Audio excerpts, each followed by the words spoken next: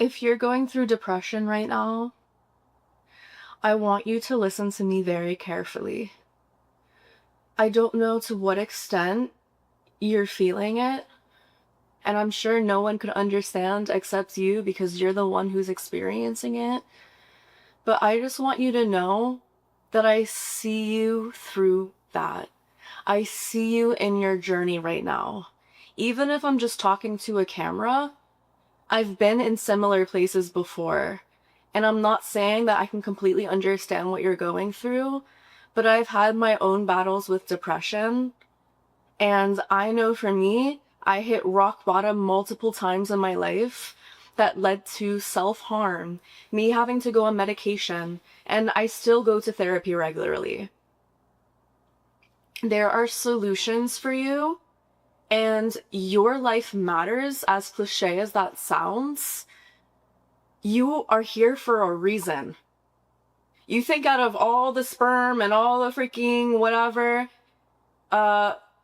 you think through all the sperm that could have been chosen, yours was a coincidence? No. God has a plan for you. And I know deep down, you know what that plan is. If you don't, pray, ask, what is here for me? What do you want from me? And surrender to something bigger than yourself. Because at the end of the day, if you're only living for you, it's not going to be a fulfilling life. Healing is not linear, and emotions come in waves. Some days you may feel better than others, or maybe you go through long periods of depression, and then you're super happy afterwards. But what is down always must come up. I'm not sure if you're going through loss, through a breakup, through clinical depression. Whatever it may be, it's going to pass, and you will look back at this time and be grateful that you had to go to that low of a spot so that you can go to as high as you're going to go. When I was 15 and I was in high school, that was the darkest time of my life.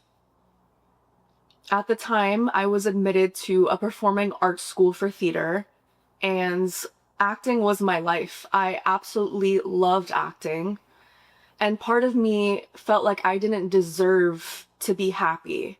I didn't deserve to embrace what brought me the most joy. And I even had teachers telling me I didn't deserve to be at that school.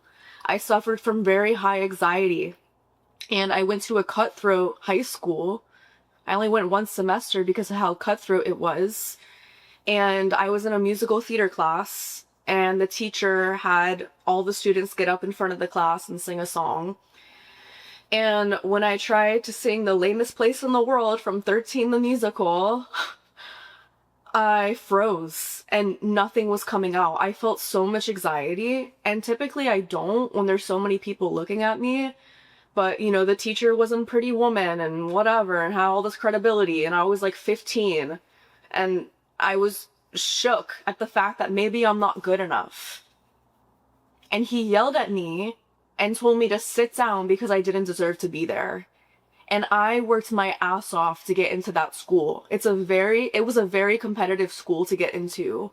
And I worked with a coach for months. But moral of the story is I dropped out of that school and I went to a community high school, and they enrolled me in Theater 3 honors as a freshman. And I had imposter syndrome. I didn't feel like I deserved to be there, even though I knew I had talent. And the first assignment was Shakespeare. And I did not want Shakespeare to be my first impression at this new school in a room full of seniors when I'm like a freshman. So the day of, we were all in the auditorium, and I told the teacher I did not do the assignment. And she yelled at me the same thing. Get out. You don't deserve to be here. And it echoed in the theater. It was traumatizing, honestly. And so I think the last time I was in a play, I was 15 years old. I'm turning 29 in October. And acting always calls to me. I've taken a few film acting classes here and there. But the point is, that was a really dark time of my life. I was self-harming. I was self-sabotaging. I was believing that I wasn't good enough. I was isolating from others. I was spending lunches in one of my teacher's rooms that made me feel seen. Shout out to you, Dr. G. I was spending most of my lunches also in the guidance counselor's office. And I never thought that that time was going to pass. I thought that that was going to be the end of my life. And I remember my professor and I remember my teacher, Dr. G, coming up to me. I remember him saying, "Claudia, I moved a few letters of your name around and I came up with the name Callie, C-A-L-I. So whenever you're depressed, think of yourself as a California girl. Super happy, free-spirited, uplifting." And I was called Callie by him throughout high school, and all the students in class were so confused. They're like, "Her name is Claudia." But what I'm saying is there's going to be people in your life that guide you if you allow them to. There are mentors everywhere, whether it is a friend that you trust. If you don't have any friends, maybe it's a teacher that you trust. Maybe it's a professor. Maybe it's a coach. Maybe it's your therapist. There are resources for you. Just the other day, I was texting 988, which is a suicide hotline. Because life gets dark. And we can't all just pretend that we're going about our lives and we don't experience these deep, dark emotions as humans. Because we do.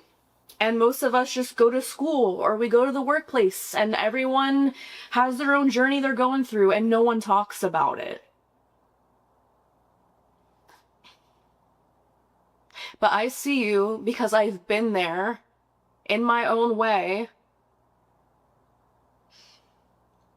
And there are always resources available to you. A lot of what healed my depression, especially when I was in high school, because that was the darkest time of my life, I would go to a Barnes & Noble across the street from my school, and I would go in the self-developmental section. And to this day, I love Barnes & Noble because it was a school for me.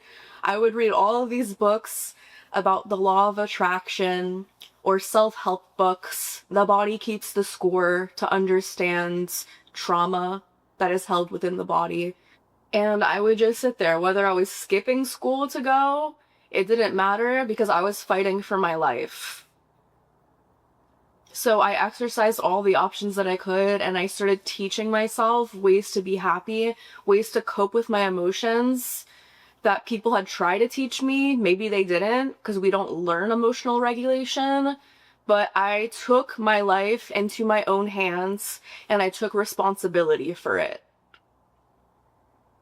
So you need to be responsible for the fact that you're alive. No, we didn't necessarily ask for this, but on a soul level, I think we did.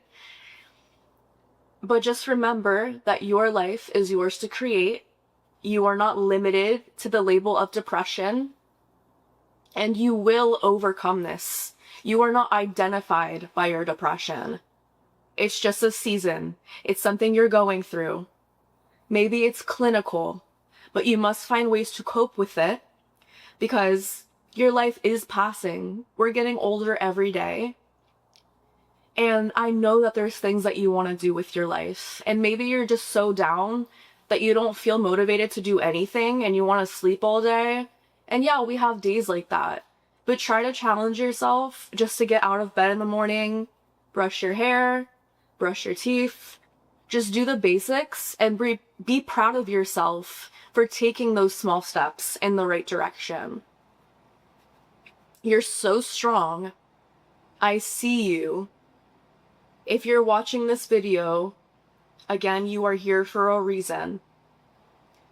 I have other videos on my channel that can help you and give you different resources to shift your mindset.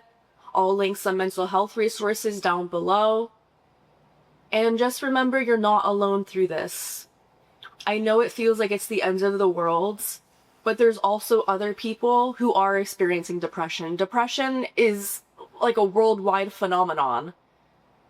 So, you're not alone. You're gonna get through this. You got it, and I'm proud of you.